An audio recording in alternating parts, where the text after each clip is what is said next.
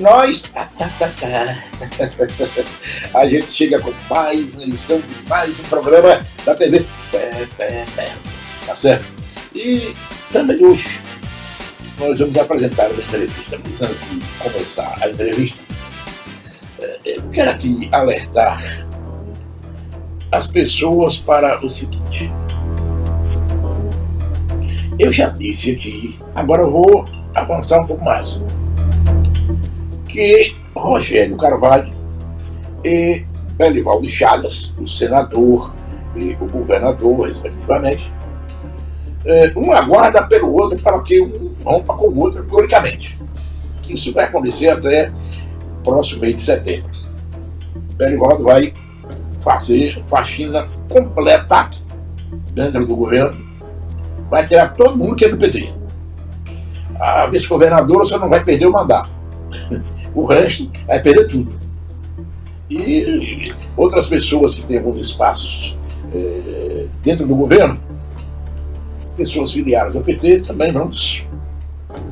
E Rogério está consciente disso. Pois bem, Rogério pode negar, mas eu estou acostumado com os desmentidos e os fatos desmentem.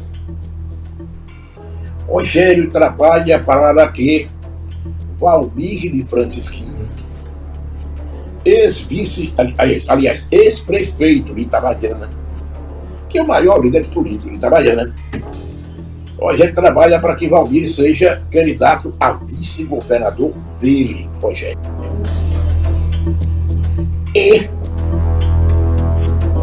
combina com a participação dos Valadares, que também podem negar, mas eu já disse, eu estou acostumado com os desmentidos e os fatos desmentem. Combina com os Valadares para que o candidato ao Senado seja, imagine você, para que o candidato ao Senado seja Valdevan 90. Você está achando que eu pirei? Não pirei coisa nenhuma, viu? Quem levar isso numa brincadeira, fica também à vontade. Agora depois não se decepcione com a verdade. Ou não se assuste com a verdade. Então, não acertou ainda não. Mas trabalha Rogério para que o candidato a vice dele seja Valmir de Francisquinho. E com a participação dos Valadares, que estarão com Rogério,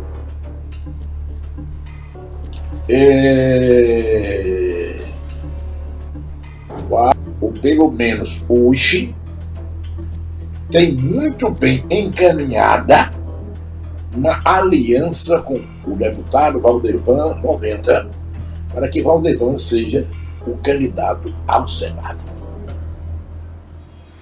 Bom, eu convidei para o programa meu querido amigo Ivan Leite.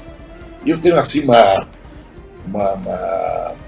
predileção pelo trabalho de Ivan. Ivan é um gestor, é um administrador. Mas isso não quer dizer que não possa participar do legislativo. O legislativo é deputado estadual, que aí já tem a Adriana, que é candidata estadual, pode ser deputado federal, enfim. Inclusive, tem sido cantado Ivan Leite para...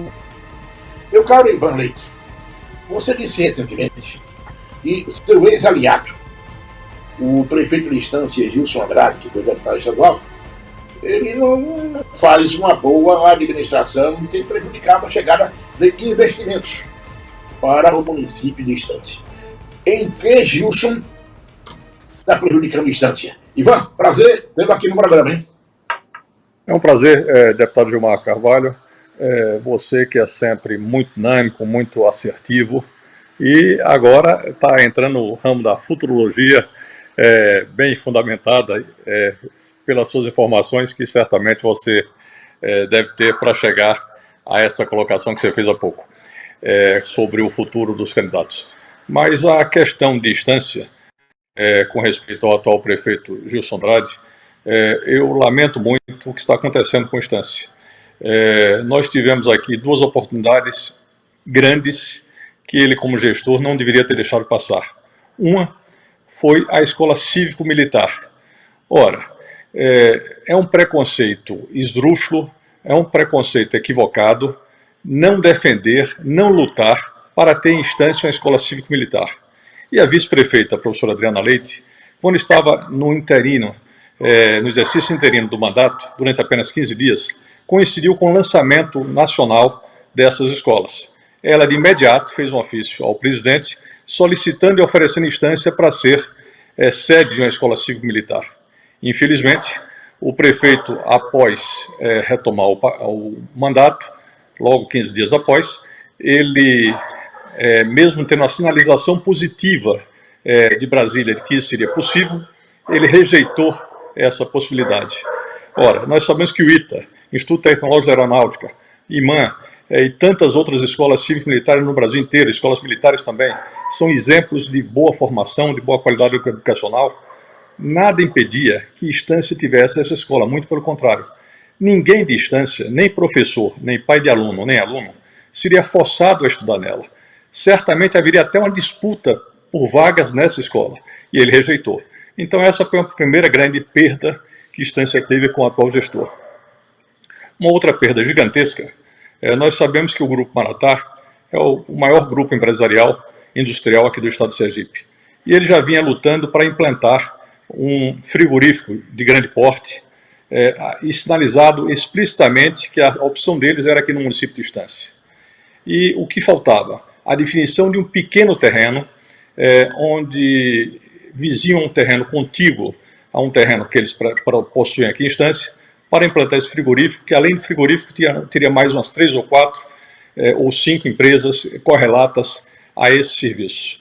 E o prefeito não providenciou a desapropriação desse terreno, não se mexeu para que isso acontecesse. Consequentemente, Estância perdeu esse grande investimento.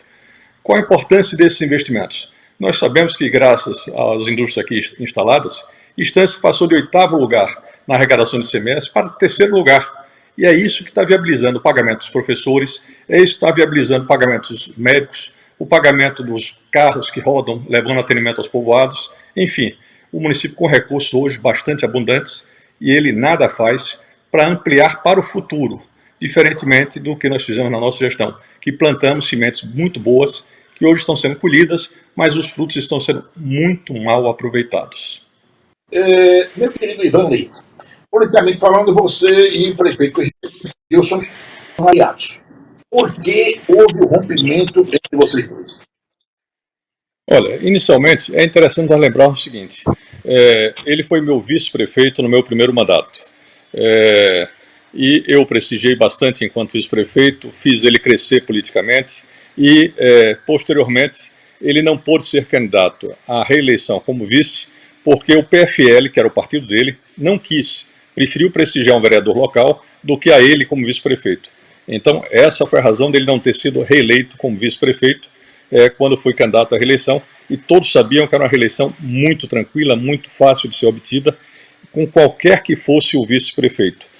Nós tivemos a alegria de termos substituído o Gilson Andrade por uma médica local, a doutora Cleide Carvalho, que é nossa amiga pessoal, uma excelente pessoa, e que também somou positivamente a nossa chapa. Mas o que aconteceu depois? Como eu me sentia com a obrigação, mesmo sem ser obrigado, mesmo sem ter sido culpado dele não ter sido reeleito vice, eu, 2 anos depois, praticamente o elegi deputado estadual. Por que eu digo praticamente o elegi deputado estadual? Porque nós tínhamos acabado de ser eleitos prefeito de Estância com uma votação fantástica, estávamos com uma popularidade muito alta e apoiamos com muita veemência, com muita firmeza, pedindo a todos os nossos aliados que votassem nele, e ele foi eleito deputado estadual. Qual foi o agradecimento que ele teve, não a mim, mas à Estância, desse mandato de deputado estadual? Nenhum. Passou todo o mandato dele a brigar com Marcelo Deda, a brigar com Jackson Barreto, prejudicando o município de Estância tremendamente, porque ele, como deputado estadual, não ajudou em nada ao nosso município de Estância, muito pelo contrário, prejudicou bastante. Apesar dessa briga dele, graças a Deus, com o bom relacionamento que eu tinha com Marcelo Deda, consegui trazer para a Estância o Hospital Regional Amparo de Maria, e o Marcelo Deda dizia com frequência que eu era o tucano favorito dele, também era o bom relacionamento que nós tínhamos. Trouxemos também o IFES, numa briga direta nossa, num trabalho direto nosso, não foi briga nesse caso, foi um trabalho direto nosso, junto ao governo federal, para viabilizar o IFES, Instituto Federal de Sergipe. E o deputado estadual Gilson Andrade, o que fez? Absolutamente nada, repito, passou todo o mandato dele a brigar com o governador. Agora, o que aconteceu? Quando ele foi eleito prefeito nessa última vez, tendo a professora Adriana Leite, minha esposa, como sua vice-prefeita, ele procurou boicotar e boicotou durante todo o período dela qualquer trabalho que ela pudesse fazer para poder ajudar o município de Estância e crescer politicamente. Por que isso? Ele quem deve responder o porquê. Mas o que é estranho infelizmente, ele fez por onde nós chegamos a essa situação. Mas o rompimento em si aconteceu com a questão da escola cívico-militar, porque eu achei uma traição muito grande ao município de Estância e à própria professora Adriana Leite, que como vice-prefeita fez um ofício ao presidente solicitando a escola e ele desautorizou de uma forma totalmente sem nexo a implantação dessa escola cívico-militar. A partir daí realmente não havia condição nenhuma de continuar apoiando a ele como gestor. Eu particularmente, não sei a sua opinião, falando em militares, eu particularmente não vejo problema em ter militares na administração. Mas alguns erram, sim, mas radialistas erram, advogados erram, e todos os que erram, a depender do tamanho do erro, principalmente, devem ser punidos naturalmente na forma da lei. Mas, me pergunta aqui, meu caro Ivan Leite, nesse programa da TV PVP, partido político, você tem sido procurado para afiliar-se em partidos políticos. Já tomou uma decisão? Nós estamos filiados ao PSDB, partido que eu tenho realmente uma simpatia grande, tudo indica que continuarei no PSDB e com a candidatura a deputado federal. Mas nós temos que, e reconhecemos, que a política ultimamente é extremamente dinâmica. Acontecem repentinas que mudam totalmente o panorama. Há exemplo que aconteceu recentemente com o Podemos, aqui no Sergipe, e com outros partidos que podem acontecer. Temos a alegria e o convite do colega deputado José Carlos Machado para que ingressasse no DEM, inclusive sendo candidato a cargo majoritário, a possibilidade de ser candidato a cargo majoritário. Tivemos o convite também da Democracia Cristã, também satisfez bastante esse convite, mesmo porque eu lembro que originalmente eu já fui do PDC, Partido Democrata Cristão, um partido de uma frase como lema que eu acho fantástica, que é onde o sol nasce para todos. Eu acho que essa frase espelha muito do espírito que deve ter um gestor público, onde o que a política deve fazer? Deve proporcionar aquele sol base para a essência da vida, e com esse sol base cada um construir a sua sombra, cada um construir o seu progresso, em função da sorte da vida, em função da competência, em função do esforço pessoal, enfim, é uma frase muito bonita. E tivemos também o convite, através do pastor Johnny, do retorno aos republicanos. Então, além de outros contatos também que nós tivemos, mas ainda não mantivemos conversa com outros partidos. Então, não existe obrigatoriamente uma continuidade no PSDB, mas existe uma simpatia, e no PSDB eu faço questão de elogiar o Eduardo Morim, de quem eu tive o prazer de ser candidato a vice-governador, e durante toda a campanha nós formulamos uma amizade pessoal grande, e eu fiquei realmente muito contente de ver e conhecer o Eduardo de perto. É uma pessoa extremamente correta, muito educada, uma pessoa competente, e isso também me deixa de uma forma agradável de continuar no PSDB. Dos pretensos candidatos a governador, você entende que quem é que está mais preparado para assumir o comando do governo do estado de Sergipe? Olha, eu não conheço o trabalho de perto do Valmir Francisquinho lá de Itabaiana. Realmente não tenho conhecimento do trabalho dele, não acompanhei. Mas, pelo que a gente escuta, ele tem saído muito bem e Itabaiana reconhece esse trabalho e a sua região. Então é um candidato que eu não poderia, assim, digamos, ter uma avaliação própria com respeito a ele, tenho indiretamente através do resultado do trabalho dele na sua região. Tem o deputado federal Rogério Carvalho, que eu conheci numa situação peculiar. Gilmar, eu era prefeito de Estância e Rogério, secretário de Saúde. Na ocasião, eu pleiteava o aumento do repasse de recursos para o Hospital Regional Amparo de Maria, do Estado, de 800 mil para R$1 milhão mensais. E a Secretaria de Estado de Saúde tinha feito um estudo e queria reduzir para R$500 mil. eu fiquei muito bravo, porque nós temos um estudo concreto, inclusive de uma rede hospitalar do Sagrada Família do estado da Bahia, que estava analisando a possibilidade de assumir a gestão desse hospital e que demonstrava claramente que ele precisava no mínimo de 1 milhão para funcionar adequadamente. E tive um pega para capar, na linguagem popular, com o deputado Rogério sobre esse assunto, em uma reunião que havia do tripartite entre os conselhos estaduais, entre os prefeitos municipais e a Secretaria do Estado, e eu realmente fiquei muito chateado, muito bravo, e quase fomos à via de fato. Não, obviamente, nem ele nem eu tomamos nenhuma iniciativa de chegar a esse ponto, mas foi muito acirrada essa discussão. E, fim dessa discussão, ela terminou como? Ele dizendo que iria mandar fazer o estudo e, se eu provasse que eu tinha razão, ele aumentaria o repasse. E isso aconteceu. Eu provei que tinha razão e ele aumentou o repasse para o Hospital Amparo Maria. Então, tecnicamente, a experiência que eu tive com ele foi uma experiência positiva. Uma experiência de quem defendia o que acreditava e, quando convencido por números, convencido tecnicamente que estava equivocado, ele reviu a posição e realmente fez o repasse que era necessário para o hospital. Posteriormente, eu estava afastado sem ser candidato a nada e tive o honroso convite de ser candidato suplente senador dele próprio, Rogério Carvalho. Ora, o PT de instância sabe que nós não tínhamos política nenhuma ideológica, mas tínhamos um objetivo muito concreto, muito comum, de ajudar a nossa região e de ajudar o nosso estado. Feito esse convite, eu aceitei o convite. E sabe qual foi a contrapartida que eu solicitei? Que ele conseguisse ser eleito senador, que ele conseguisse para a instância em campus presencial da Universidade Federal de Sergipe, um campus de engenharia. Ele assumiu conosco esse compromisso.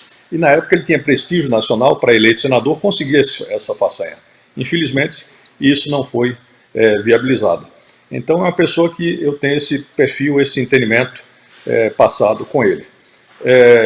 Outro candidato que tem sido falado bastante também é o prefeito de Aracaju, Edivaldo Nogueira. Edivaldo, que tem uma postura interessante, porque ele já vem exercendo cargos importantes no estado há muito tempo e sempre mantém uma postura muito respeitosa, uma postura muito humilde, uma postura muito simpática e tem tido bom resultado, tanto é que foi reeleito prefeito de Aracaju. Então, fica difícil opinar sobre essas 3 candidaturas que foram elencadas aí. Não sei se você tem alguma outra quarta, ou quinta, ou sexta candidatura. Tem também a delegada Daniele, que parece que será candidata. Tem o senador Alessandro, que também aventa a possibilidade de ser candidato. Então, realmente, eu não sei ainda como é que está o quadro de candidatos a governador. Mas, efetivamente, os nomes que forem definidos e o partido em que eu estiver, tomarei uma posição e trabalharei para que defenda o nosso Estado, lute pelo nosso Estado e consiga melhorar a vida do nosso povo. Mas Ivan Leite, o político, em 2022, na campanha eleitoral, vai estar em um palanque da oposição ou em um palanque do governo? Meu caro Gilmar, veja bem, eu não sei o que é que, nesse contexto, o que é situação, o que é oposição. Se ser uma candidatura de oposição é só uma candidatura contra ao governador Belivaldo Chagas, eu não tenho nenhuma razão pessoal para ser contra Belivaldo Chagas, muito pelo contrário. Eu sempre tive um excelente relacionamento pessoal com ele, fomos colegas de deputado estadual, eu, quando prefeito, ele assumiu o governo, nós mantivemos um bom relacionamento, e, inclusive, tem um episódio com o Belivaldo, também muito marcante na minha vida. Mais uma vez, eu estava no Crasto e Belivaldo estava pensando na possibilidade de ser candidato a governador. Não havia nenhuma definição ainda da candidatura dele concreta. Nas pesquisas, ele estava com 2, 3% nas pesquisas, era incipiente a pesquisa. E ele nos consultou se houvesse a possibilidade de eu ser candidato a vice-governador dele, se eu aceitaria. De imediato, eu disse a ele que sim, porque acreditava no trabalho dele e estava disposto, mesmo ele estando com aquele percentual baixíssimo de preferência na fase inicial da campanha, a ser o seu candidato a vice-governador. E por que isso não foi possível? Não foi possível porque o partido republicano, o PRB, optou pelo lançamento da candidatura a senador de Heleno Silva e, consequentemente, não poderia ter 2 candidatos majoritários. E isso acabou atrapalhando aquela intenção, possível a intenção do então candidato a governador Belivaldo Chagas e a minha própria de aceitar aquela disputa naquele momento. Então não tem nenhuma razão para ser contra ele. Depende muito da conjuntura de quem serão os candidatos que serão lançados, e eu não definirei por ser oposição nessa situação, definirei por defender o candidato que eu entenda que naquela colocação, naquela situação, e em função do partido que nós estivermos somando, seja a melhor opção para o momento. Meu caro Ivan Leite, você pretende ser candidato a deputado federal em 2022. Vai valer como mensagem final sua nesta entrevista. O que Estância, que é a sua terra, vai ganhar, ou pode ganhar, se Ivan Leite for deputado federal? Olha, Gilmar, eu acredito que não apenas Estância, mas a região sul e o nosso pequenino querido estado de Sergipe poderão ganhar uma pessoa que gosta de trabalhar, uma pessoa que, graças a Deus, demonstrou competência nos cargos que ocupou em fazer realizações, e uma pessoa que gosta de fazer o bem. Essa é a nossa motivação de estar na política. É realmente fazer alguma coisa de útil que a gente, quando passa em frente a uma fábrica, quando passa em frente a uma escola, quando passa em frente a um hospital e vê que teve a nossa mão, teve o nosso trabalho para viabilizar aquela atenção, aquele cuidado, aquele emprego, aquela saúde, aquela educação, isso me satisfaz bastante. E falando em educação e saúde, Gilmar, eu aproveito, se você me permite, para poder dar uma mensagem a todos. É público que eu tive recentemente um problema de saúde, eu tive câncer no intestino, fiz uma operação bastante séria no intestino, teria um pedaço grande no intestino, e estou em plena recuperação. Graças a Deus, já na terceira sessão de quimioterapia. Mas qual é a mensagem que eu quero dar? Façam o exame de colonoscopia preventivo. Isso é essencial. Se eu tivesse feito esse exame preventivamente 2, 3 anos antes, teria sido detectado o início do tumor e ainda na fase de pólipo. Esses pólipos poderiam ter sido extraídos em uma tarde única e eu não teria absolutamente nenhum risco de estar ainda com algum câncer. Então, realmente eu aproveito o fato e a experiência negativa pessoal que eu tive para fazer uma coisa positiva. Qual é? Divulgar a necessidade, a importância de ser feito o exame de colonoscopia. Façam o exame, se cuidem. Meu caro Ivan, um abraço para você, muito obrigado. Disponha, viu? Você assistiu a entrevista com Ivan Leite. Um abraço para todos. A gente vai voltar amanhã com mais uma edição de programa na TV. Tchau, tchau.